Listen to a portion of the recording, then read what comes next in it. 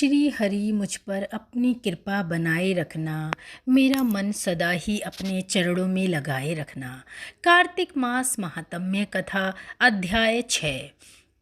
नारद जी बोले, जब 2 घड़ी बाकी रहें तब तुलसी की मृति का वस्त्र और कलश लेकर जलाशय पर जाएं। कार्तिक में जहाँ कहीं भी प्रत्येक जलाशय के जल में स्नान करना चाहिए। गर्म जल की अपेक्षा ठंडे जल में स्नान करने से 10 गुना पुण्य होता है। उससे 100 गुना पुण्य बाहरी कुएं के जल में स्नान करने से होता है। उससे अधिक पुण्य बावड़ी में और उससे भी अधिक पुण्य पोखर में स्नान करने से होता है। उससे 10 गुना झरनों में और उससे भी अधिक पुण्य कार्तिक में नदी स्नान से होता है। उससे भी 10 गुना पुण्य वहाँ होता है जहाँ 2 नदियों का संगम हो, और यदि कहीं 3 नदियों का संगम हो तब तो पुण्य की कोई सीमा ही नहीं रहती। स्नान से पहले भगवान का ध्यान करके स्नानार्थ संकल्प करना चाहिए। फिर तीर्थ में उपस्थित देवताओं को क्रमशः अर्घ आचमन आदि देना चाहिए। अर्घ मंत्र यह जाप करें, हे कमलनाथ आपको नमस्कार है, हे जलशयी आपको प्रणाम है, हे ऋषिकेश आपको नमस्कार है। मेरे दिए अर्घ को आप ग्रहण करें।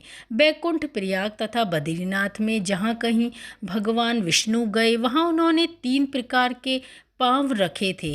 वहाँ पर ऋषि वेद यज्ञों सहित सभी देवता मेरी रक्षा करते रहें। हे जनार्दन, हे दामोदर, हे देवेश, आपको प्रसन्न करने हेतु मैं कार्तिक मास में विधि विधान से ब्रह्म मुहूर्त में स्नान कर रहा हूँ। आपकी कृपा से मेरे सभी पापों का नाश हो। हे प्रभु, कार्तिक मास में व्रत तथा विधि पूर्वक स्नान करने वाला मैं अर्घ देता हूँ, आप राधिका सहित ग्रहण करें। हे कृष्ण, हे बलशाली राक्षसों का संहार करने वाले भगवान, हे पापों का नाश करने वाले, कार्तिक मास में प्रतिदिन दिए हुए मेरे इस अर्घ द्वारा कार्तिक स्नान का व्रत करने का फल मुझे प्राप्त हो। तत्पश्चात विष्णु, शिव तथा सूर्य का ध्यान कर जल में प्रवेश कर नाभि के बराबर जल में खड़े होकर विधि पूर्वक स्नान करना चाहिए। गृहस्थी को तिल और आंवले का चूर्ण लगाकर तथा विधवा स्त्री व यति को तुलसी की जड़ की मिट्टी लगाकर स्नान करना चाहिए। सप्तमी, अमावस्या, नवमी, त्रयोदशी, द्वितीया, दशमी आदि तिथियों को आंवला तथा तिल से स्नान करना वर्जित है। स्नान करते हुए निम्न शब्दों का उच्चारण करें। जिस भक्ति भाव से भगवान ने देवताओं के कार्य के लिए 3 प्रकार का रूप धारण किया था, वहीं पापों का नाश करने वाले भगवान विष्णु अपनी कृपा से मुझे पवित्र बनाए। जो भगवान विष्णु की आज्ञा से कार्तिक व्रत करता है उसकी इंद्रादि सभी देवता रक्षा करते हैं, इसलिए वह मुझको पवित्र करें। बीजों, रहस्यों तथा यज्ञों सहित वेदों के मंत्र, कश्यप आदि ऋषि, इंद्रादि देवता मुझे पवित्र करें। अदिति आदि सभी नारियां, यज्ञ सिद्ध सर्प और समस्त औषधियों वे तीनों लोकों के पहाड़ मुझे पवित्र करें।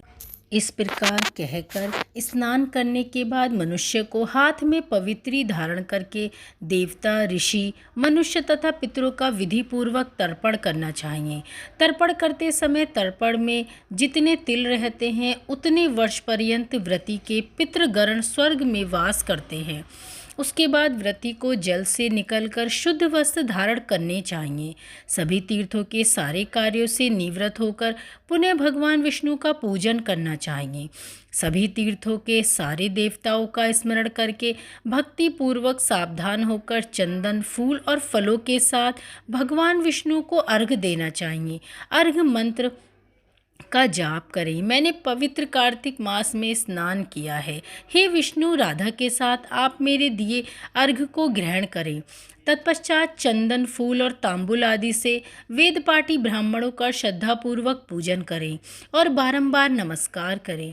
ब्राह्मणों के दाएं पाद में तीर्थों का वास होता है, मुंह में वेद और समस्त अंगों में देवताओं का वास होता है। अपने कल्याण की इच्छा रखने वाले मनुष्य को इनका न तो अपमान करना चाहिए न ही इनका विरोध करना चाहिए। फिर एकाग्रचित होकर भगवान विष्णु की प्रिय तुलसी जी की पूजा करनी चाहिए।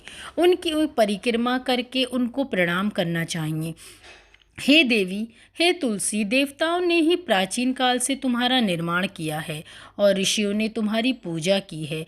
हे विष्णुप्रिया तुलसी, आपको नमस्कार है। मेरे समस्त पापों को नष्ट करे। इस प्रकार जो मनुष्य भक्तिपूर्वक कार्तिक व्रत का अनुष्ठान करते हैं, वे संसार के सुखों का भोग करते हुए अंत में मोक्ष को प्राप्त होते हैं। श्री हरि विष्णु की कृपा इस कथा के साथ आप पर हमेशा ही बनी रहे। धन्यवाद मित्रों।